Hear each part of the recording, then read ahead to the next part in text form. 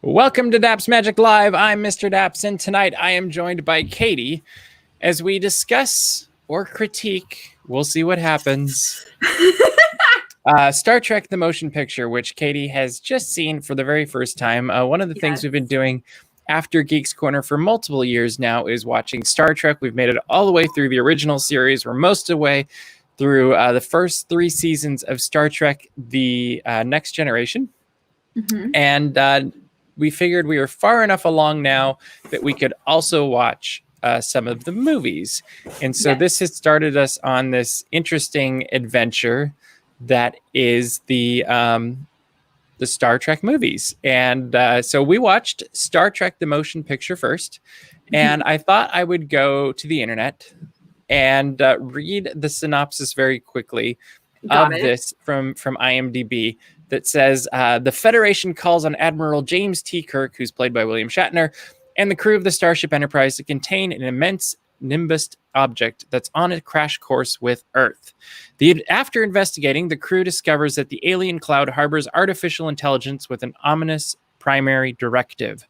Crisis strikes when a probe dispatched by the energy cloud attacks the crew, abducting navigator Lieutenant Ilea. And then an android lookalike containing her memories show up soon after. And then things really get interesting, huh? Mm-hmm.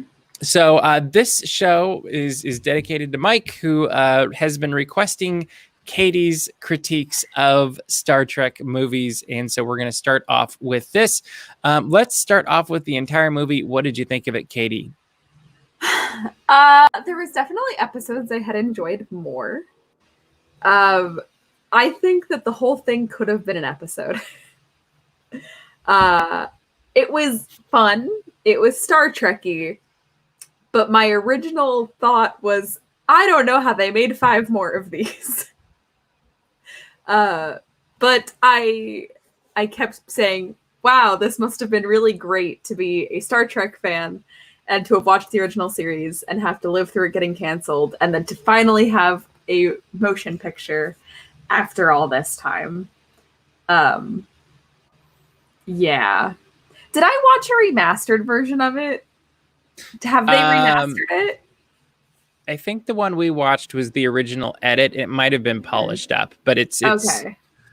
I mean, it wasn't too remastered because there was fuzzy stuff. True. It was very impressive because this film was released 2 years after Star Wars: A New Hope. It was very impressive to see the graphics because they did feel... All of them. They really milked the graphics for all they were worth. I actually think that is the biggest challenge with this movie is it's really graphic heavy, and it kind of looks to me like somebody was like, hey, we can do all these things, and nobody was like, hey, just because we could doesn't mean we should everywhere. And there's probably at least a half an hour, maybe 45 minutes of them there's probably more, to be honest, where they're just gaping at the screen. And so it's a really fun game is to watch the different, what do you think? Look of surprise, whether it's Sulu, but it's all of them. They're looking forward and then they bring the camera in really close. Yes. And so it's basically like this around their face. And you just see Sulu with really big eyes or Chekhov with really big eyes. It seemed like those were the two. And then Ilea also. Yes. It seems like those 3 got a lot of starstruck attention because they were starstruck. But it was interesting. I did think you brought up an interesting point when we were talking about it earlier. The movie, as it starts out, is actually like the first 15-20 minutes is really good. It's so good. And I said that when we were watching it. I love and I just trope. laughed. I love the trope of though no time has passed to us, many time has passed to our beloved characters, and they are in many different places, and we have to get the band back together. It is a trope I love. So the fact that it starts with like Spock, he was gonna get like the Medal of Enlightenment. Is that what it was, or something along those lines? I'm probably pure logic. He was trying to attain pure logic. Yes, I was gonna say I am. By the way, for those who haven't seen this movie and actually care, there will be spoilers as we talk through this. So if you don't want to know spoilers about a movie that's 43 years old, 42 years, 41 years old, don't keep watching. And if you have thoughts, comments, questions, let us know in the comments and we'll try to get to them. Anyway, first 15 minutes, go. So it's fantastic. And Spock is like, no, I cannot take it. Because he has to be completely removed from emotion, correct? Or connections too. So he can't have any attachment, I think is actually what they're going for. Yeah. Yes. And so I'm like riveted. I loved that they were in the first 20 minutes of the film, they spoke so many different languages. And it was like, I feel like most of the beginning of the film was like subtitles. And I was that like, is true, because wow. you're hearing Klingon for the first time, I think. You're hearing Vulcan. And English. Yes. So it was fascinating. But yeah, there's all these, like all this going on. And I was so interested in this storyline that I almost wish that we got to see more of it. I know that they were doing great storytelling, and with great storytelling, they don't bring you into the beginning, they bring you in the middle. But then so little happens in the middle of the film that I almost wish I had seen more of like the build gang up, being all over the galaxy. Specifically McCoy. Yes. Because you really do have to wonder what was going on. And I wouldn't mind seeing that fight of him having to go back to the Enterprise. When he comes on board, I gasped. I was very I thought that excited. was just because of the beard. Well, that too. I was just very excited. I really do. This stuffy right here, it's Bones, but it's a dog. So I call him Dr. McCoy. Do you get it? Because he's a dog. A dog. I get it. Perfect. So, yes, I loved seeing him. I'm trying to think of where everyone else in the gang was. Well, Scotty was already on the ship because he did it 18 months? The refurbishment. Yeah. Yes. And Scotty got very tan during the refurbishment. And he got a mustache. I was amazed the whole time. I was like, Scotty's really tan. Yep. I did also gasp that we saw San Francisco. Yeah, that was a surprise to you. It was. That's where I was like, oh yeah, I've definitely have that backstory knowledge of Star Trek where it just is like, well, of course it's San Francisco. That's Starfleet headquarters. Where else would it be? And that's just one of those things you don't think about. They said they were going to Earth, and I gasped and I went, we're going to Earth? And you looked at me like, yeah, we're going to Earth. Like, why would we not be? And then I saw the Golden Gate Bridge, and I think my original response is, good to see the Golden Gate Bridge holding up after all these years. Yep. Because obviously, how else would you know it's San Francisco? But also the idea that the Golden Gate Bridge is still there is very humorous. Spoiler alert for Star Trek: the Eiffel Tower still exists too. What? Yeah. I feel like I don't remember if they went to Earth in the film that we saw. I don't believe, like the original film I saw. Oh, you saw Star Trek Beyond, and I don't believe so.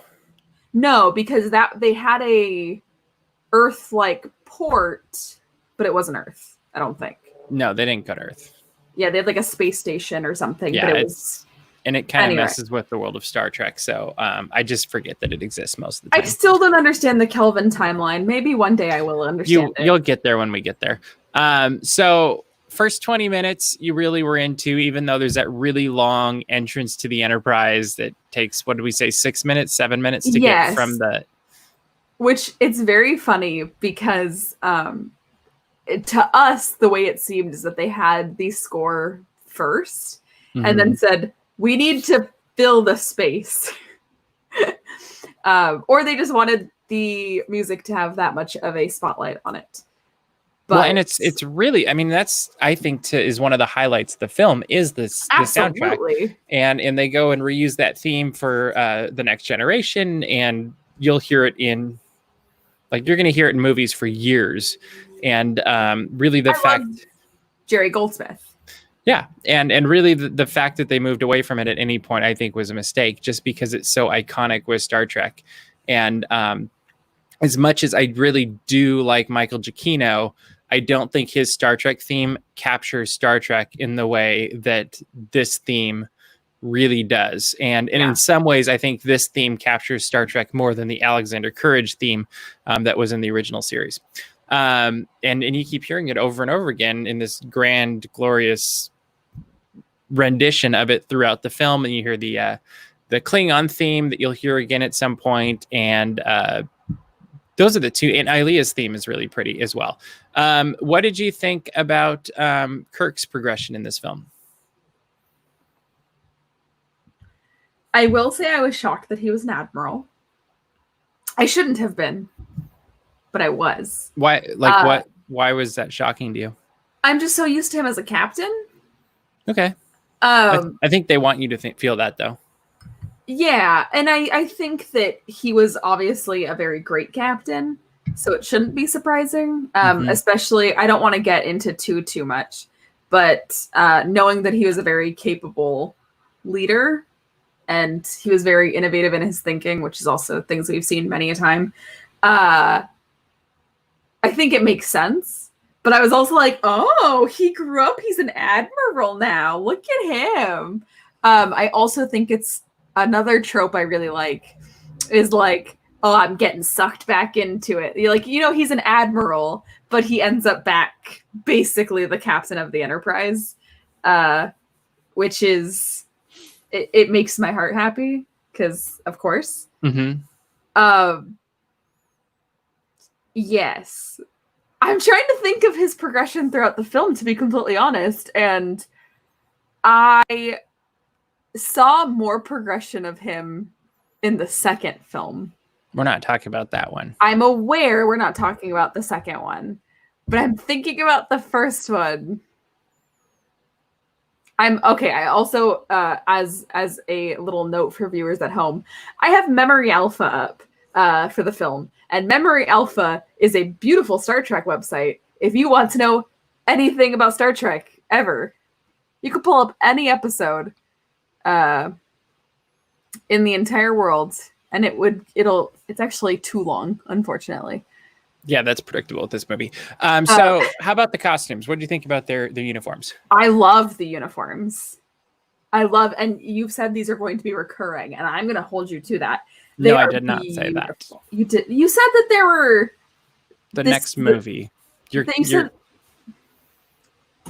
I'm not confusing things. The engineering uniforms you will see throughout all of the original series films. Everybody else's uniforms are gone. So the grays, the whites, only the ones that look like submarine uniforms or space suits. The original series uniforms are gone. Yep. Which I think is more what I meant. Got it. That the original series uniforms are not coming back. But I do like the new look. And we discussed it was like 10 years? Yeah, it was a 10 long years, time. 12 years between the series and the film. So of course time has progressed. They're new fancy spacesuits now. But I do like, it almost feels, because we've been watching Star Trek The Next Generation, it feels like the logical step between Star Trek The Original Series uniforms and Star Trek The Next Generation uniforms. Because Star Trek The Original Series, the uniforms were very gendered. There was skirts and dresses and all those things. And one of my comments from Star Trek The Next Generation is that there are much less gendered uniforms. And they don't really abide by the quote unquote gender roles, the dresses and whatever, and skirts. And so I think this is obviously not that yet, but it is moving in that direction. And so to me, it made more sense for what we've seen in Star Trek The Next Generation, just because it's a natural progression.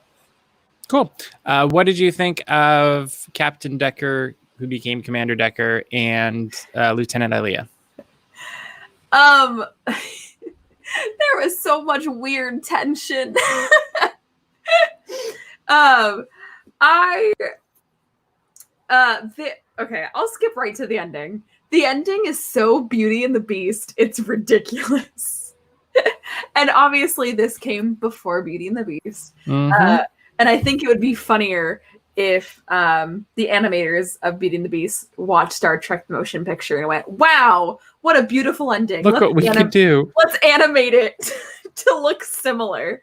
But it's very much like the rising up and the twirling and the lights and all that was fascinating. I also love the being replaced by a droid thing because just creates so much wacky hijinks. Mainly obviously bad. We don't like droid. No, boo. But I also love her like destroying things. I kind of just thought it was funny. I loved but you're our friend. And she's like, I have no idea. I think I said something close to the name of the virtual assistant. I can't say it because bad things will happen.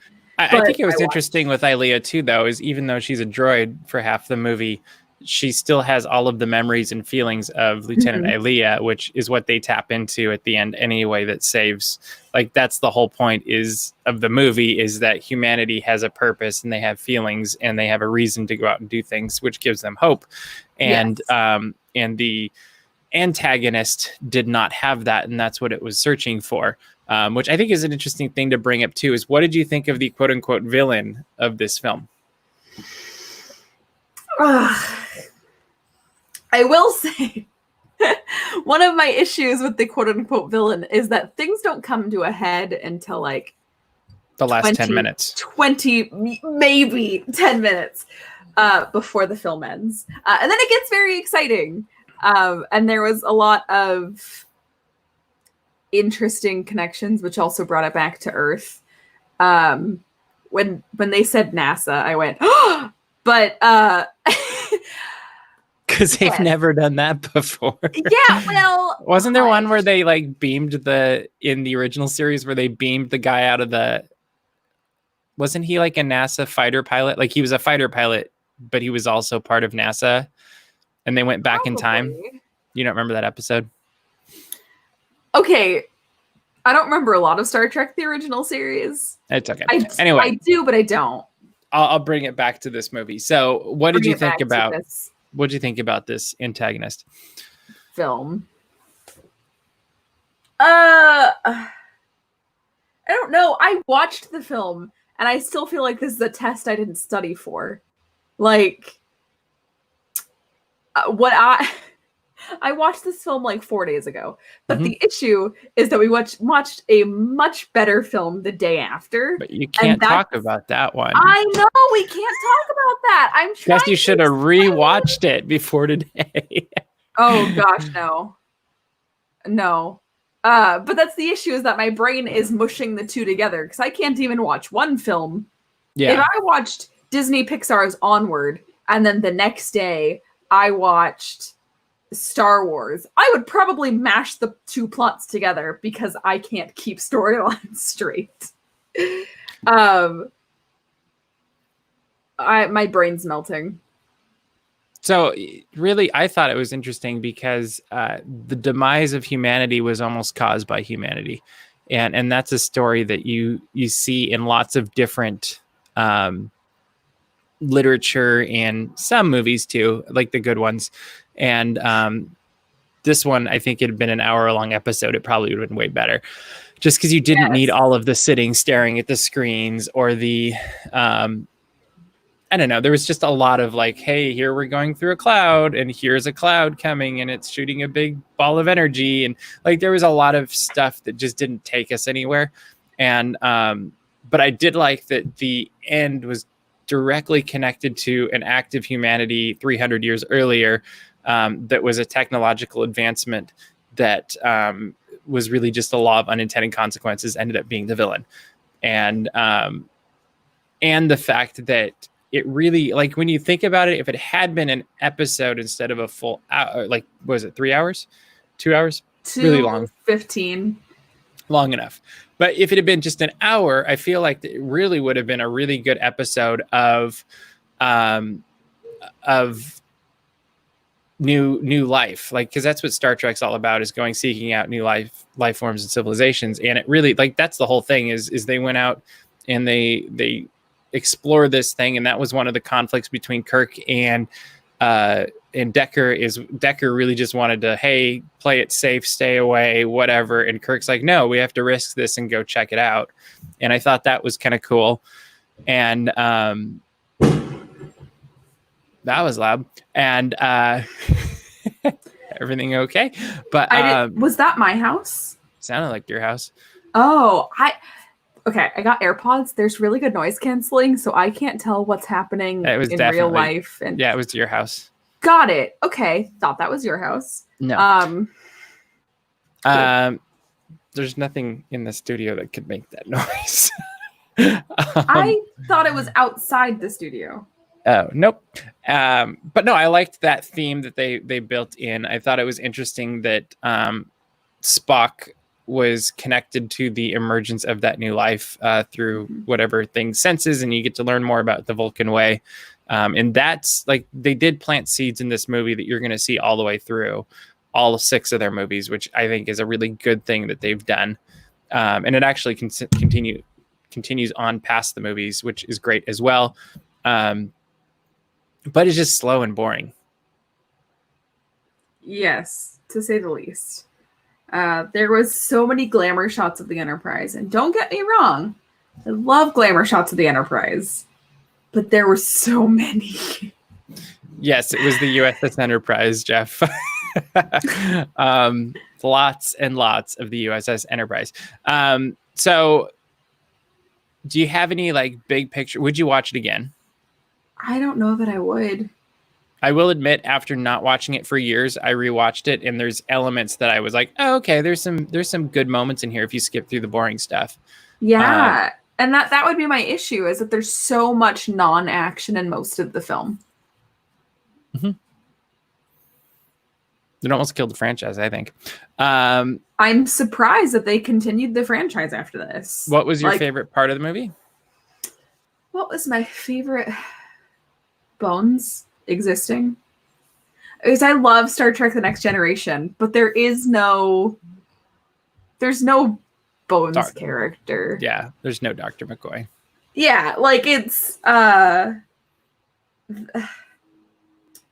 have said that I'm looking forward to his very well-known catchphrase that he didn't really use that much in the original series. So I'm hoping to see him yell at Jim more. I think he's just my favorite character in Star Trek. He's funny. Period. Yeah. It was also just like a warm hug to see the original series characters again. Especially after we've been watching Next Gen for like 2 years, probably. And so we've been detached from these characters for a while. And so to see them in new media, to me, I was like, oh, they're back. New situations. Yeah. Yeah. What do you like, if you could have explored any of the characters of, like, what happened immediately after this movie, like, what would you want to see next? Because, like Star Wars, they're going in and they're filling in all the gaps between the movies. But, like, what would you like to see happen right after this film? Because it basically leaves it completely open to anything. Like, what would you want to see next? I don't know. The problem is I wasn't that fascinated by this storyline. So I don't know. But you like the characters, so I mean, pick a character and what do you want to see happen to them? No, I like the characters I already knew. Yeah, that's fine. I don't know. I don't know enough about Star Trek, period.